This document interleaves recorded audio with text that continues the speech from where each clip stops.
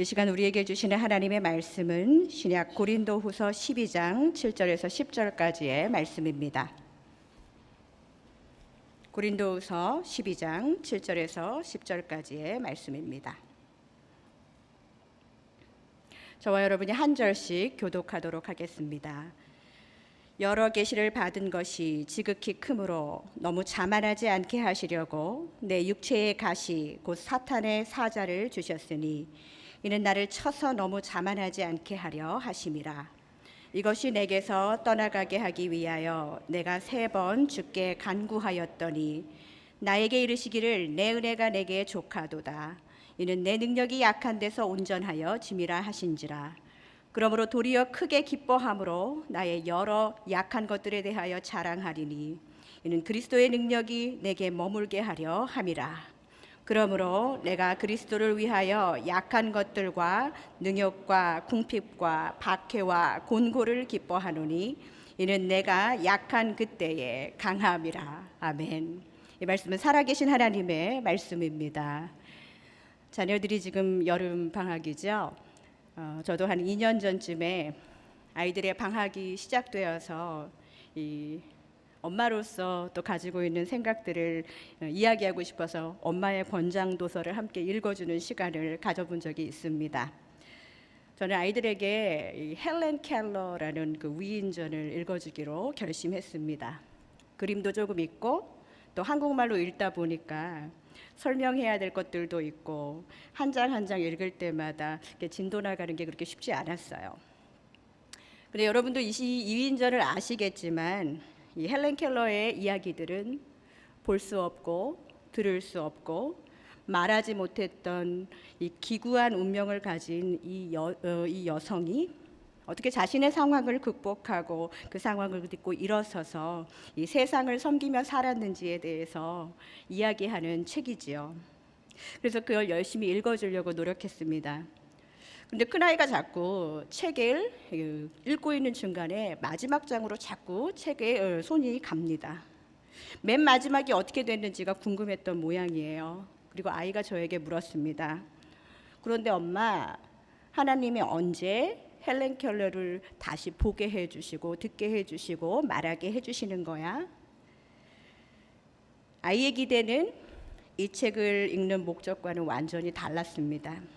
제 아이의 관심사는 언제 하나님이 헬렌 켈러의 이 신체적 한계를 극복하게 되느냐 이것이었고, 아이에게 이 책의 의도를 설명하고자 하는 제 생각들은 아직은 시기상조구나, 어느 정도 더 크고 나서 읽어줘야겠구나라는 결론으로 읽다가 말았습니다. 그리고 올여름에 다시 이 책 읽기를 한번 시도해 보았어요. 2년이라는 세월이 흘러서 나름 이제 제법 목소리도 굵어지려고 하는 제 아들에게 헬렌 켈러 책을 보여주었습니다. 그런데 아이가 이미 이 책이 말하고자 하는 의도를 알고 있는 듯한 눈치였습니다. 나름 학교 생활의 어려움을 한 5년 정도 겪어보고 또 교우 관계의 갈등과 또 신체적인 아픔도 경험하면서 하나님이 저마다 똑같은 사람에게 똑같이 기도 응답을 주시는 것이 아니라는 것에 대해서 조금씩 경험하는 그와 같은 성숙이 시작되었던 것을 볼 수 있었습니다. 저 역시도 기도를 하면서 지금도 비슷한 패턴으로 기도의 내용과 방향이 이렇게 수정되는 것을 경험합니다. 완전하신 하나님이 내 삶을 그냥 완전한 샬롬, 완전한 평안에 세상에 부러울 것 없는 그런 컨디션으로 나를 그렇게 인도해 주시기를 처음에는 기도했다가 내가 원했던 방향으로 이 삶이 흘러가지 않으면 하나님 왜 그러시죠? 하고 질문도 했다가 탄식도 했다가 전혀 내가 원하지 않은 방향으로 계속 기도의 방향들이 흘러가면서 진행되면서 어렸을 때나 지금이나 별반 그 상황 자체는 달라진 게 없는 것을 느끼게 됩니다. 여러분도 그러실 거예요. 그런데 놀라운 것은 내가 하나님을 조금 알고 잘 모르고 기도했었던 그 시간들과 조금씩 하나님을 더 알아가면서 기도하는 시간은 질적으로 다르다는 것을 느끼게 됩니다. 여기에 모인 우리들도 기도하다가 응답받지 못한 경우, 또 내가 원했던 마음의 소원들이 다 이루어지지 않은 그런 경우를 경험했을 것이고 경험하고 있을 것이고 앞으로도 경험하게 되겠죠. 만약에 그냥 단순한 인간관계라면 나에게 만족감을 주지 않고 더 만날 이유가 없는 사람들 알아서 자연스럽게 정리가 됩니다. 그런데 이상하죠? 내가 기대하지 않았던 하나님의 응답을 받았음에도 불구하고 여전히 하나님을 붙들고 있는 내 모습이 되게 얼떨떨하고 여전히 하나님밖에는 구할 자가 없음을 고백하는 나의 모습을 이 믿음의 아이러니를 경험하고 있는 사람들이 있다는 거예요. 어디 있습니까? 여러분과 제가 바로 그런 사람들이라는 거죠.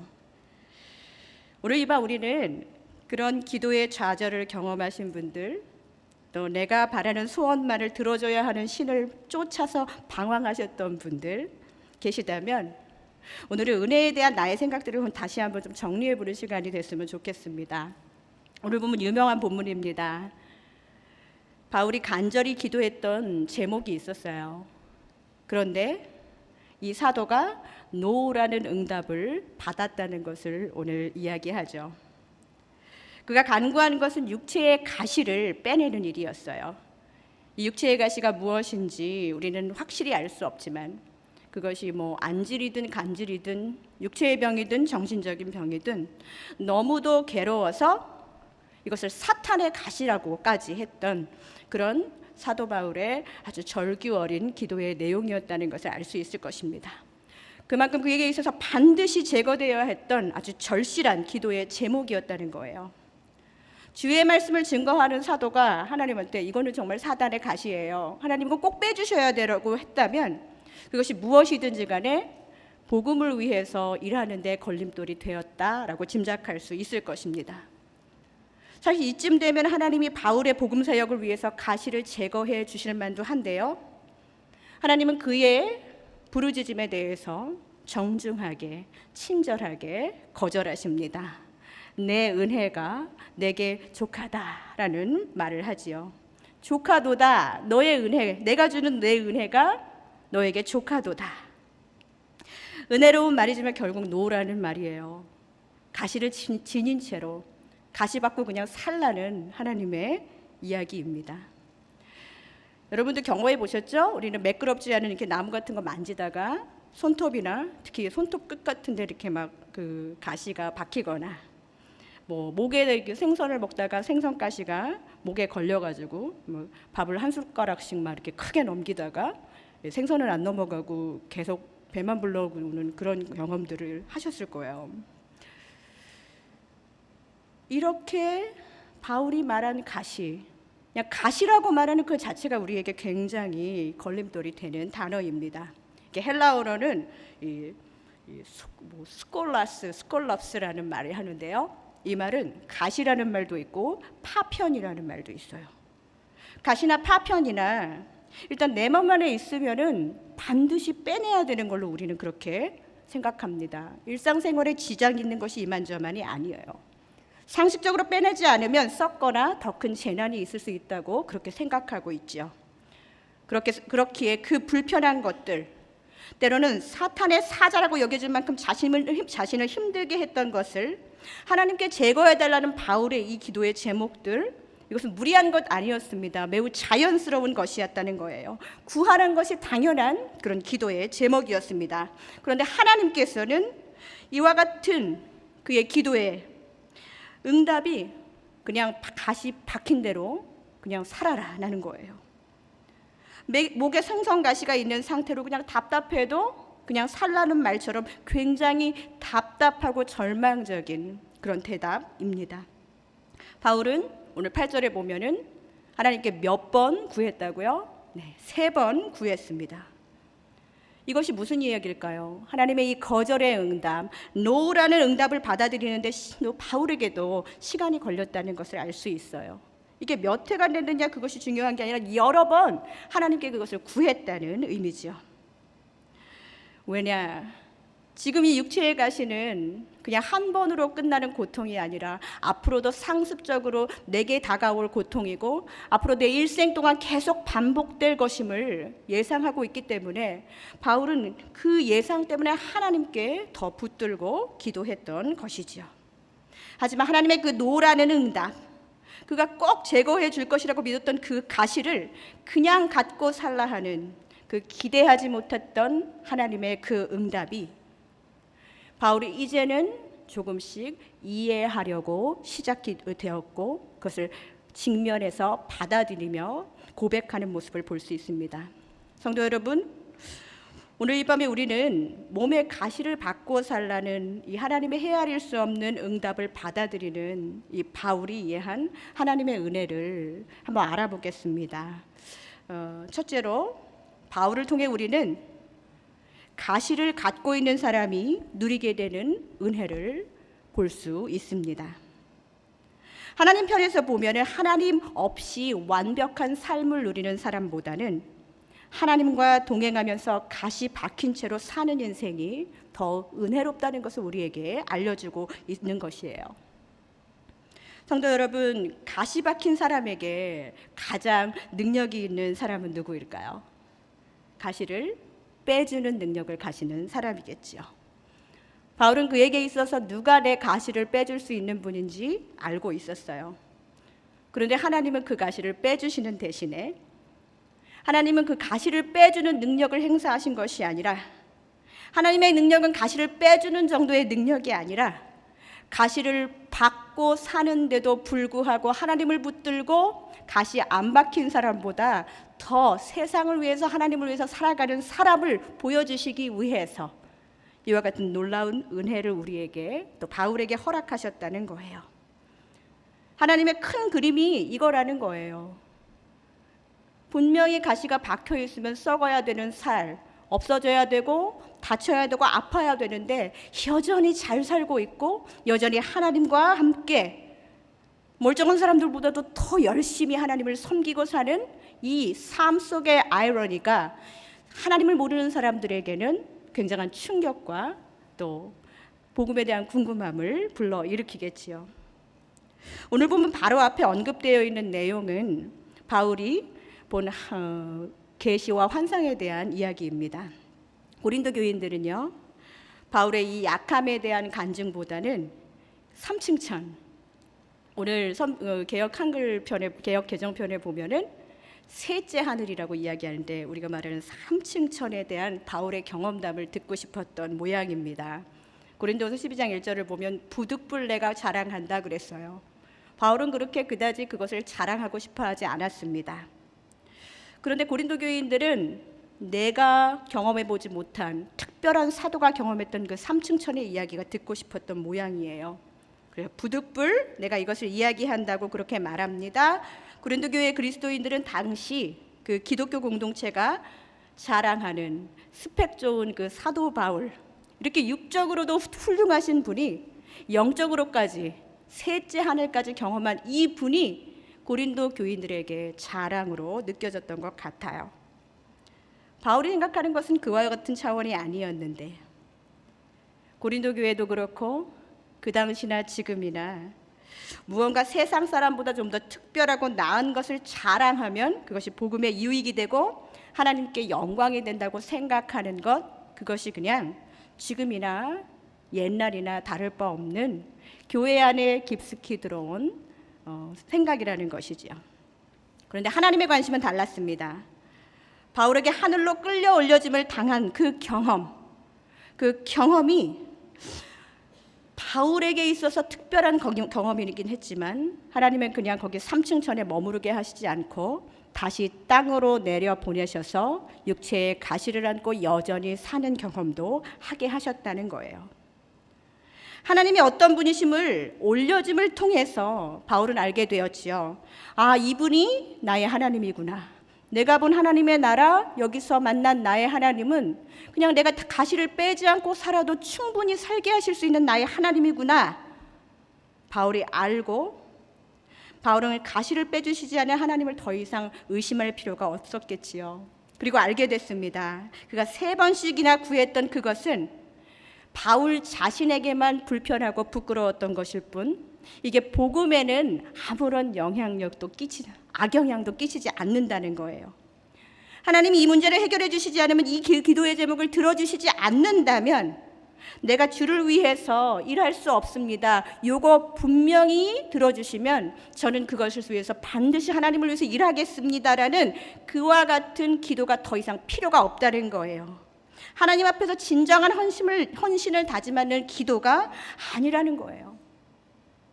비로소 바울은 내 가시를 가져가시지 않으신 하나님의 그 크신 목적을 헤아리게 됐고 이해하기 시작했습니다.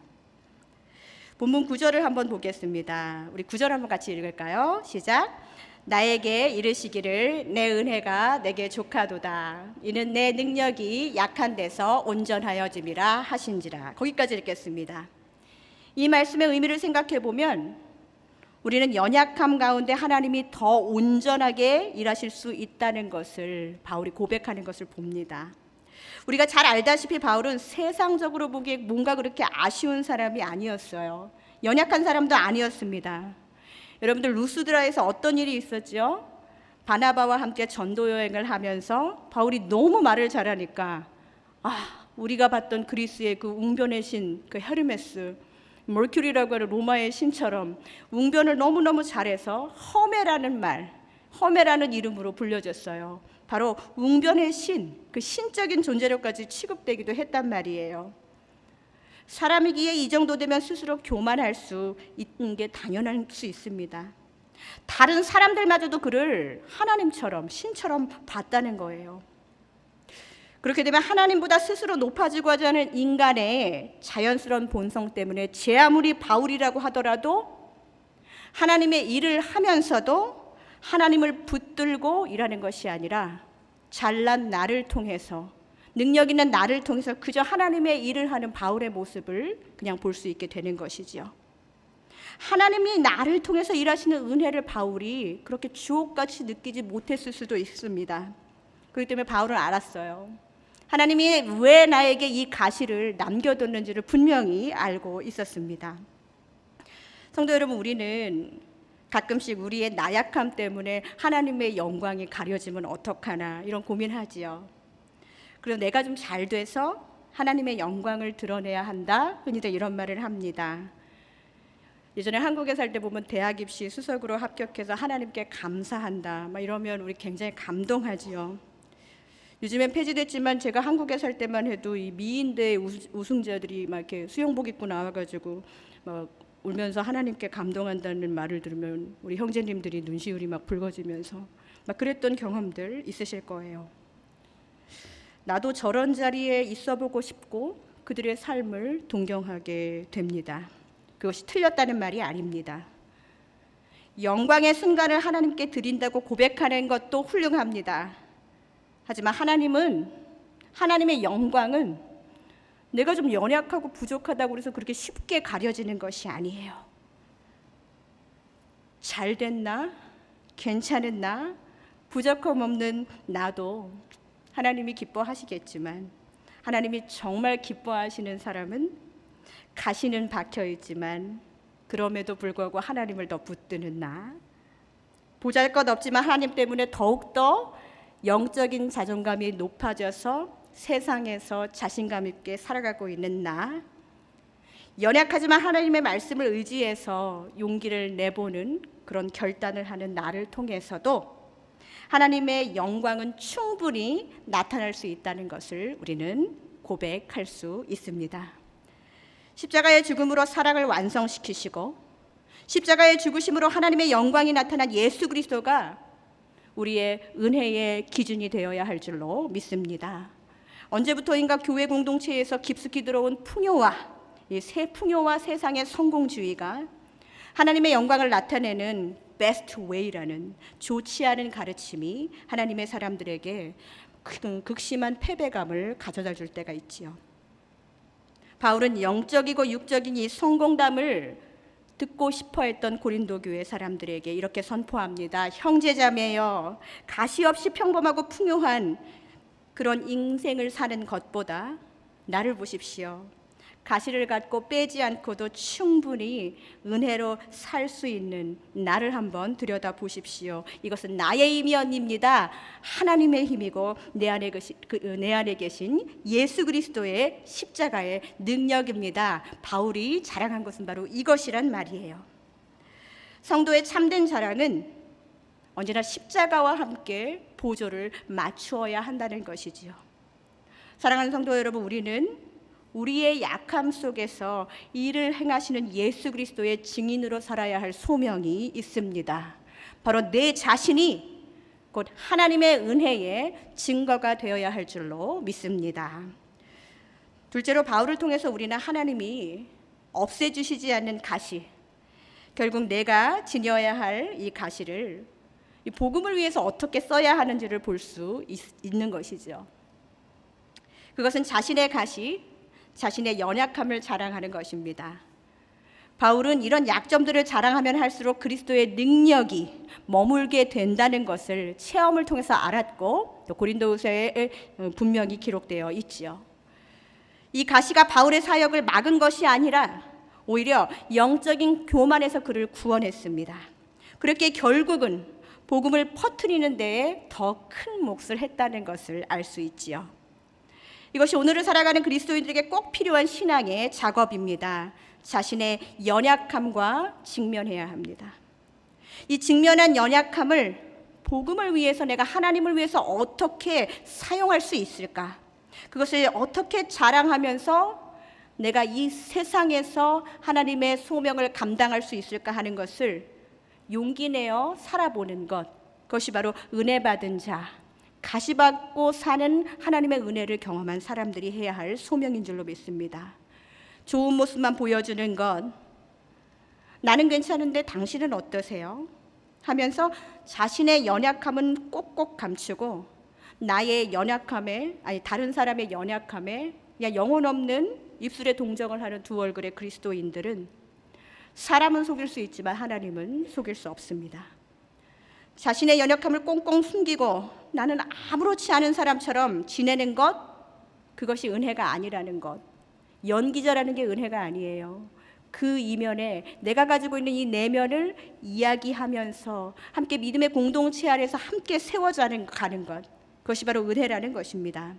성도 여러분, 하나님의 사람도 아플 수 있습니다. 하나님의 은혜 입은 자들도 때때로 엄청난 우울과 패배감을 경험합니다. 그렇게 기도했는데도 내 자녀의 방황이 끝나지 않기도 하죠. 나에게 감추고 싶은 오래된 기도의 제목들, 아니 내가 절대로 말하고 싶어하지 않은 과거들 있을 수 있습니다. 혹시 아무에게도 보이고 싶지 않았던 나의 연약한 모습까지도 내가 지니고 있음을 인정하고 나누고 기도할 수 있는 믿음의 공동체를 여러분 살아가면서 경험해 보신 적 있으십니까? 바라기는 우리 뉴저지 초대교회가 서로의 연약함을 나누면서 세워주는 안전한 공동체가 되었으면 좋겠습니다. 내가 원하는 방식대로 그렇게 응답을 받는 것, 그것만을 자랑하는 공동체가 아니라 내가 하나님께로부터 받았던 No, my grace is sufficient for you. 내 은혜가 너에게 족하다라는 그 응답에 대해서 힘써 나누는 공동체가 우리 안에 필요합니다. 겉으로 보기에는 연약한 사람들이 모인 공동체 같지만 거기에는 사람의 힘보다 더 강한 그리스도의 능력이 머물게 된다는 것, 이것이 바로 복음입니다. 나의 잘된 것을 자랑하면 나의 가진 것의 매력을 느끼는 사람들이 내게 머물게 되지요. 하지만 나의 가시, 나의 연약함을 내려놓은 바로 그 자리에 내 힘보다 더 큰 그리스도의 능력이 반드시 거한다는 것을 기억하시기 바랍니다. 이제 9절의 중반절을 한번 보겠습니다. 자, 우리 그러므로부터 같이 읽을게요. 시작. 그러므로 도리어 크게 기뻐함으로 나의 여러 약한 것들에 대하여 자랑하리니 이는 그리스도의 능력이 내게 머물게 하려 함이라. 내게 머물게 하려 함이라. 이 머물다라는 동사는요, 우리가 한번 주목해 볼 필요가 있어요. 이것은 그리스도의 장막이 견고하고 확고하게 쳐진 상태를 볼 수 있습니다. 그렇게 말합니다. 우리의 약함이 많으면 많을수록, 넓으면 넓을수록 그리스도께서 더 넓게, 더 깊게, 더 튼튼하게 자리 잡고 우리 안에 머물러 계신다는 것이에요. 성도 여러분, 정말 은혜가 다른 그 어떤 것도 아닌 주와 함께 하는 것임을 자신 있게 고백하실 수 있으십니까? 그렇다면 하나님의 은혜를 경험한 자들은 나의 약함을 많이 발견해야 됩니다. 그 사람의 약함이 아니라 나의 약함을 발견해야 합니다. 우리의 본성은 다른 사람의 약함과 약점을 들추는데 아주 익숙한 그런 존재들이지요. 그러나 이것은 사탄이 주는 능력입니다. 진정으로 그리스도의 능력을 받은 자들은 내가 남의 허물을 들출 때가 아니라 나의 약함을 바라보고 그것을 통해서 하나님을 붙드는 그것이 바로 은혜를 사모하는 자들이 해야 할 일이라는 거예요. 그리고 그 약함의 자리마다 주님, 난 저 여기 약하고 여기 약하고 저 이거 다 약하고 고백하면서 주님, 나의 연약함을 붙들고 자리 잡고 아예 그냥 죄 안에 그냥 두루누워서 그냥 머물러 주십시오 라고 기도하고 간구해야 한다는 것이죠. 그리스도의 장막이 우리에게 머물러 있다면 우리의 기도도 변하게 될 것입니다. 만사 형통만을 간구했던 우리의 기도에 대한 하나님의 응답이 노라고 했다면 그것을 받아들일 수 있는 그 은혜도 내게 허락해달라고 기도하는 그것이 진정으로 하나님의 은혜를 받은 사람들의 기도여야 한다는 것이죠. 우리의 생각과 판단이 하나님의 생각보다 완벽하다고 느끼십니까? 하나님보다 완벽하다고 생각하는 분 여기 없으실 것입니다. 그렇지만 우리의 행함은 사실은 우리가 더 하나님보다 완벽하다고 생각하는 그 셋업으로 행할 때가 많이 있죠. 우리가 아뢰는 모든 기도가 하나님이 나보다 옳으십니다, 하나님이 선하십니다, 하나님이 완벽하십니다, 하나님이 온전하십니다라는 그 고백을 기반으로 해서 하나님의 은혜가 머물 수 있고 그리스도의 은혜가 능력이 머물 수 있는 그와 같은 준비를 우리 영혼에 해야 된다는 것이에요. 기도대로 응답해 주시지 않는다고 투정하는 것은 내 생각이 하나님의 생각보다 크고 내 계획이 하나님의 계획보다 완벽하고 치밀하다고 생각하는 영적인 교만에서 나오는 사단이 주는 생각이라는 것이죠. 성도 여러분, 하나님의 노라는 응답을 듣고 따질 필요가 없습니다. 그분이 우리의 약함 속에서 더 강하게, 깊게, 튼튼하게 자리 잡아서 우리를 인도하시고 이끌어 주실 것을 믿습니다. 이제 마지막으로 바울을 통해서 하나님은 가시를 갖고도 기뻐할 수 있는 사람의 모습을 우리에게 보여주셨습니다. 10절을 한번 읽어보겠습니다. 함께 읽습니다. 그러므로 내가 그리스도를 위하여 약한 것들과 능욕과 궁핍과 박해와 곤고를 기뻐하노니 이는 내가 약한 그때에 강함이라. 바울은 좀 이상한 것 같아요. 바울이 기뻐하는 것을 보니까 자신의 약한 거, 가난한 거, 내가 받은 핍박과 박해, 곤고를 기뻐한다는 거예요. 약간 제정신이 아닌 것 같죠? 이거 실화 맞습니까? 그런데 그게 바울이 기뻐하는 근거가 있어요. 우리가 조금 전에 읽었던 얘기 중에 이 모든 것이 바울이 그냥 받은 게 아니라 그리스도를 위하여라는 말을 하고 있지요. 바울은 자신의 가시를 바라보면서 자신을 위해서 십자가에 못 박히고 가시 면류관을 쓰셨던 주님을 바라보게 된 것입니다. 사탄이 원하는 것은 내 가시를 바라보는 거예요. 사단이 나에게 준 가시가 무엇인지 그것만 가지고 계속 아프다 하는 것입니다. 그리고 결국은 아프다 하고 빼주지 않으면 다른 신을 찾아가고 다른 존재를 찾아가고 하나님을 떠나게 되는 것. 그것이 공중의 권세 잡은 자들이 우리에게 원하는 마지막 결정이죠. 그러나 제 아무리 사탄의 사자라고 여길 만큼 괴로운 가시가 내 몸에 박혀 있다고 하더라도 가시를 빼내어 주실 유일한 분이 그냥 가시 받고 살아라 라고 그렇게 얘기하면서 내가 너를 지키겠다라는 그 확실한 믿음 위에 서는 것, 그래서 그분의 약속을 붙드는 것, 그것이 은혜라는 말입니다.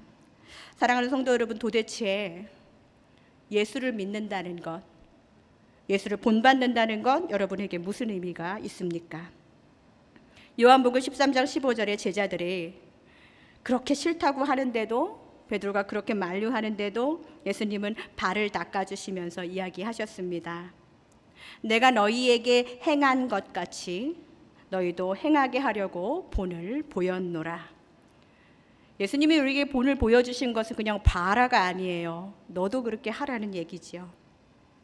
십자가의 죽음을 뻔히 내다보면서도 끝까지 사랑하셨던 그 예수님의 모습을 본받아 보라는 거예요.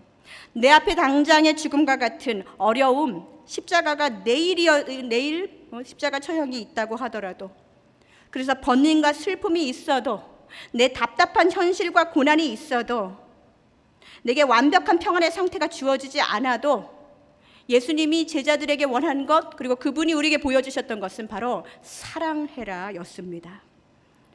그리스도를 본받는다는 것은 이를 악물고 나의 가시를 참아내고 버텨내는 것이 아니라 내게 주신 가시가 하나님과 만나는 은혜의 통로임을 인정하고, 그냥 그것이 내가 하나님을 만날 수 있는 유일한 은혜의 통로라는 것을 받아들이고, 할 수 있다면, 바울의 정도까지 이룰 수 있다면 그것을 기뻐하는 것, 그것이 은혜라는 거예요. 도대체 이 경지는 어느 정도일까요? 결코 십자가의 죽음을 뻔히 내다보면서도 예수님이 하셨던 것은 예루살렘에 올라가실 때 뒤로 숨거나 앓는 소리 하시지 않았습니다. 참 하나님이셨지만 참 인간이셨던 예수님이 인성이 있으셨던 분이에요. 죽음에 대한 공포와 아픔을, 또 번민을 느낄 수 있는 그와 같은 인성이 있으셨던 분이시라는 거예요. 하지만 예수님이 선택하신 예루살렘에 입성의 방법은 역설적으로 호산나 퍼레이드였습니다. 비록 나귀 새끼이지만 타고 갈 것도 장만하시고, 무리들이 큰 소리로 찬양할 때 순간순간 같이 동행하시면서 보조도 박자도 맞춰주시면서 그 시간들을 예수님은 즐기셨어요. 사탄이 원했던 것은 고난의 십자가 앞에서 하나님을 저주하고 생명구원의 역사를 포기하는 인간 예수 그리스도, 나약한 그리스도의 모습을 원했겠지만, 예수님은 영광의 십자가를 바라보았기 때문에, 고난의 십자가 그 뒤에 하나님의 일하심을 바라보았기 때문에 이 호산나 퍼레이드를 기쁨 중에 가식이 아닌 진정한 즐거움으로 감당하셨다는 것이지요. 사랑하는 성도 여러분, 내 힘으로 안 되는 일이 너무나도 많지요. 그냥 착하고 선하게 그냥 굴곡 없이 살고 싶은데 인생에 기대하지 않았던 무거운 짐이 하나씩 지금 늘어가고 있습니다. 하나님 어디 계세요? 질문하고 싶고, 내 사랑하는 사람들에게 일어나는 고난들에 대해서 하나님 차라리 나를 좀 건드려 주시지 하고 탄원하고 싶을 때도 있고, 사람들은 그냥 이 시간 동안 지나가리라 이런 말 많이 하죠. 이 또한 지나가리라 라는 말로 이 가시 같은 고통의 시간들을 그냥 지나가니까 견디라고 그렇게 조언해 줍니다. 물론 언젠가 이 고통의 시간들이 지나갈 것입니다. 그러나 하나님의 사람들은 그냥 그 시간을 덧없이 지나가게 흘려두면 안 될 것입니다.